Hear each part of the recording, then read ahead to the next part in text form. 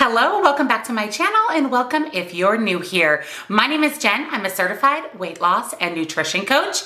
And today we're talking about calories. Is a calorie really just a calorie? Do the foods that you choose to eat, do those calories really make a difference? Do different foods with the same calories have a different effect on our body? So today we are going to debunk a few myths and talk all about the truth on a calorie. Is it really just a calorie? So if you're excited, give this video a big, huge thumbs up. And of course, if you're new, it would mean the world to me if you would take a moment and hit the subscribe button since you're already here watching this video. And of course, click the bell next to it so you don't miss any future uploads. I do upload new videos every Tuesday and Thursday. Check out the description box down below for nutrition coaching. I do offer personalized to you macros and calories, as well as one-on-one coaching so that I can help you reach your goals. I also linked all of my favorite healthy things in the description box. So let's jump into talking all about whether a calorie is a calorie.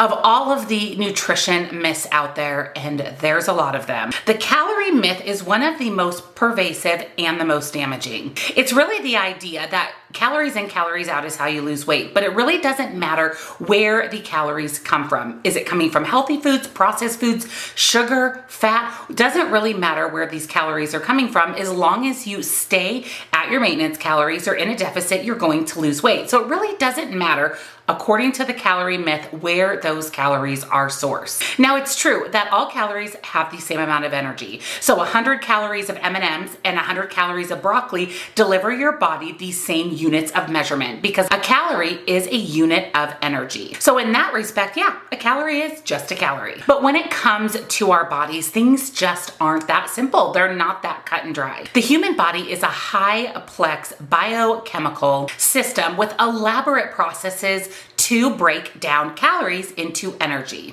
Different foods go through these biochemical pathways very, very differently, and our body breaks down different foods in different ways and turns them into energy. Even more important than this is different foods and different macronutrient profiles can play a big part in our overall healthy balance and, of course, our hormones, especially the hormones that are in the center of our brain that trigger our body for hunger and that trigger our body to be satisfied when we've consumed a calorie. The foods that you're choosing for your calories have a huge impact on that biochemical process and have a big impact on how they affect you overall when consumed. So I want to share with you 6 proven by science, proven by medical professionals, examples of why a calorie is not simply just a calorie. Number 1, let's talk about fructose and glucose, which are sugars.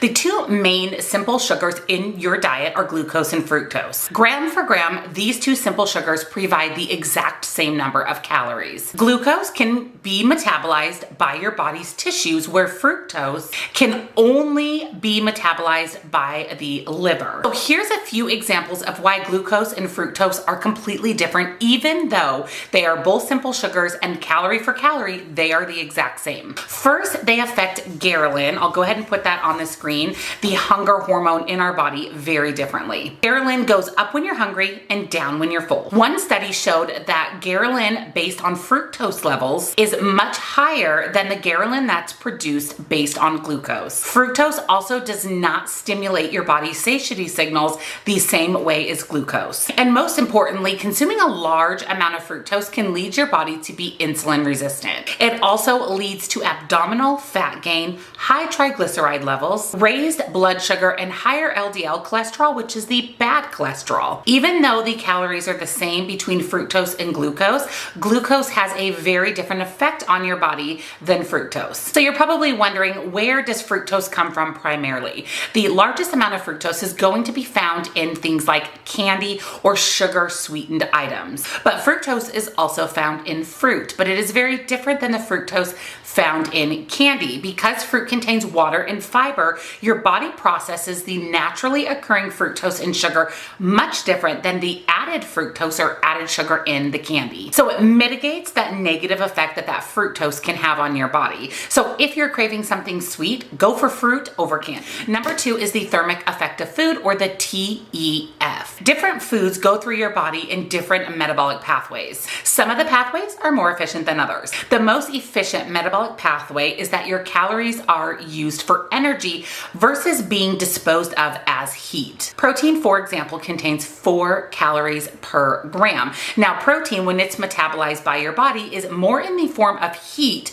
than in the form of energy. The thermic effect of food, or TEF, shows how different foods that you consume affect your energy expenditure. This is due to the energy that's required to digest, absorb, and metabolize the nutrients of the foods that you're consuming. So here's the TEF, or thermic effect of food, of some different macronutrients. Fat is 2 to 3%.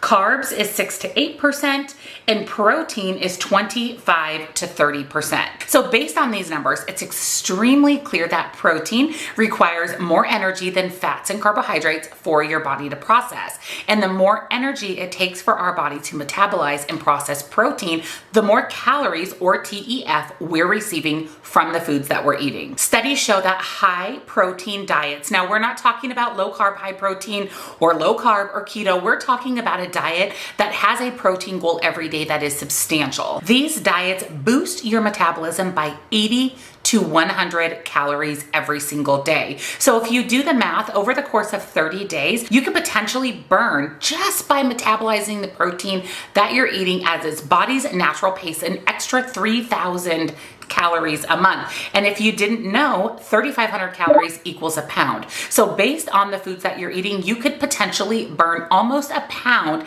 every single month by choosing a high protein diet. And that leads right into number 3, and that is that protein actually kills your appetite and causes you to consume less food throughout the day. So this protein story doesn't just end with increasing your metabolism. It leads to reduced appetite, making you consume less calories on average per meal and overall per day. Just by increasing your protein, you could potentially see weight loss without counting any other macronutrients, watching your calories, or following any type of diet or program. One study showed that people who increased the amount of protein that they were eating each day to 30% of their total calories started eating on average 441 less calories per day, which led to a loss of 11 pounds in 12 weeks by just simply adding in protein to their diet, eating at 30% of their daily calories of protein, not counting calories or macronutrients. They lost 11 pounds in 12 weeks. That's almost 1 pound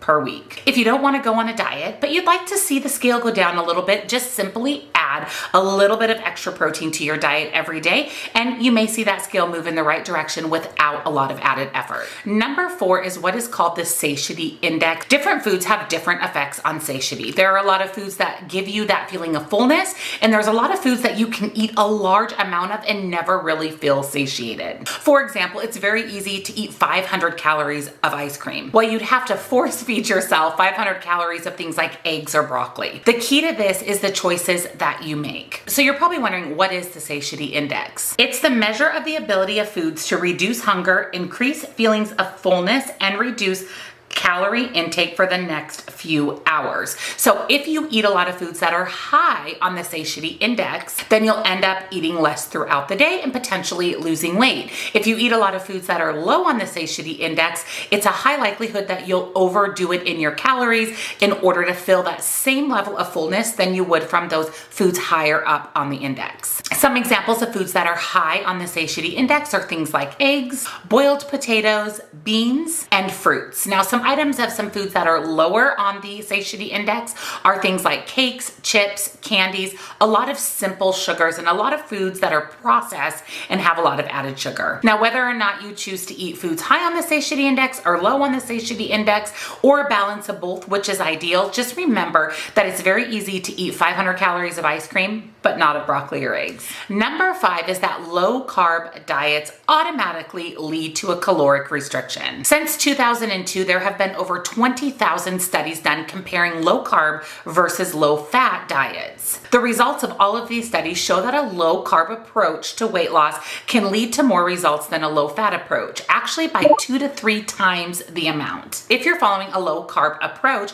you're restricting your calories automatically, even though you're not feeling restricted, you're not hungry, because those foods that you're choosing are high on that satiety index. It automatically leads to lower calories every day because you're full and satisfied and you have less of that need to snack and overdo it during the day. But the biggest reason is low carb diets cause you to shed excess water weight. And that's why you see weight go down rather quickly on low carb diets, and then it kind of steadies out. And lastly, low carb diets generally include a lot more protein than low fat diets. And remember how important protein is to weight loss. Now, I don't think that you need to eliminate or restrict any food group, but if you want to follow a little bit lower carb approach and a little bit higher protein approach to your diet, you may see better results than taking a lower fat approach. And number 6 is the GI index, better known as the glycemic index. There's a lot of things in the nutrition world that people battle on, and some people agree and some people disagree, but one of the things out in the nutrition space that everybody seems to agree on,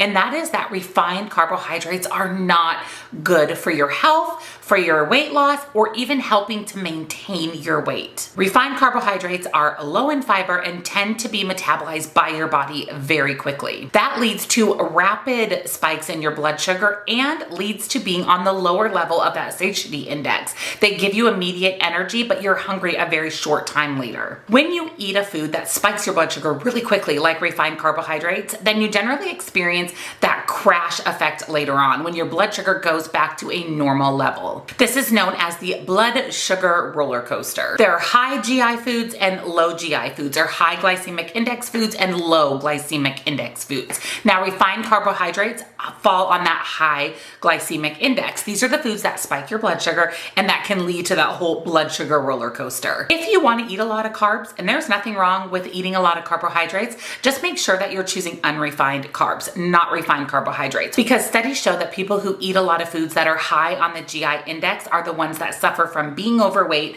obesity, and health-related conditions that go hand in hand with that. So what's the bottom line of today's videos? Is a calorie just a calorie? Yes, a calorie is simply just a calorie, a unit of measurement. And in reality, 100 calories of Snickers bars and 100 calories of potatoes are exactly the same caloric wise, but it's the effect that it has on our body overall that makes it so that a calorie isn't just a calorie. Simple changes in the foods that you're selecting can make a big difference on your overall health and your weight loss success. Really focus on these 6 tried and true tips when you're selecting the foods that you're eating. Try to focus on 30% of your daily caloric needs in the form of protein that will help you feel full and satisfied, and those foods have a better overall effect on weight loss.